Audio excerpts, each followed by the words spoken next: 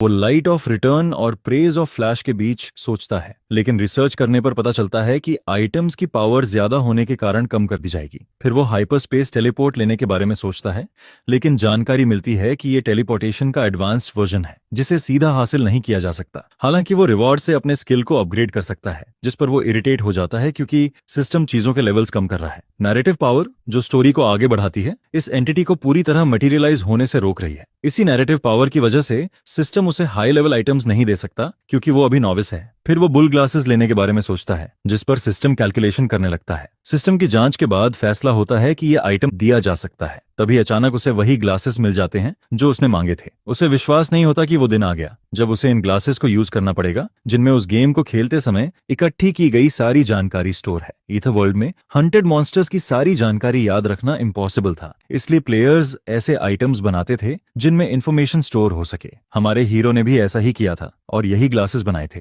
ये बुल्बो ग्लासेस उसे गेम की जर्नी में देखी हर चीज याद दिलाते हैं। फिर वो आइटम से बीबीओ फोल्डर ओपन करने को कहता है, जिसमें मॉन्स्टर्स, डंजन्स, हंट्स और कई कैरेक्टर्स की जानकारी दिखती है जो उसकी जर्नी में पहले आ चुके हैं। जल्द ही बैक इस मेन्यू को खोलता है और उन आर्टिफैक्ट्स और मॉन्स्टर्स को एनालाइज करने लगता है जिन्हें वो पहले देख चुका है। क्योंकि अब ये उसकी रियल लाइफ है, इसलिए गेम सिस्टम से रिपीटेबल क्वेस्ट्स की सही जानकारी मिलना पॉसिबल नहीं है। लेकिन इन ग्लासेस की मदद से वो अपनी पुरानी स्किल का आधा हिस्सा वापस पा सकता है। तभी अचानक एसल नाम की लड़की के बारे में शोर होने लगता है। लोग कहते हैं कि वो ट्रेटर डच मॉथ की बड़ी बेटी है और हमारा हीरो समझ जाता है कि वही ब्लू हेयर्ड गर्ल है। सभी यंग लोग उसे देखकर गुस्सा हो जाते हैं कि उसने यहाँ आने की हिम्मत कैसे की और अपना चेहरा क्यों दिखाया। तभी उसे याद आता है कि ये ग्लासेस स्टोरी के कैरेक्टर्स की इन्फॉर्मेशन भी दिखाते हैं, जिससे उसे पता चलता है कि एसल मॉफ एक फेक हीरोइन है जिसके पास आइस मैजिक है और स्टोरी के एंड में उसकी मौत हो जाती है। साथ ही और भी कई बेकार डिटेल्स मिलती हैं। बैक यूजिल इंपॉर्टेंट बातों को याद रखता है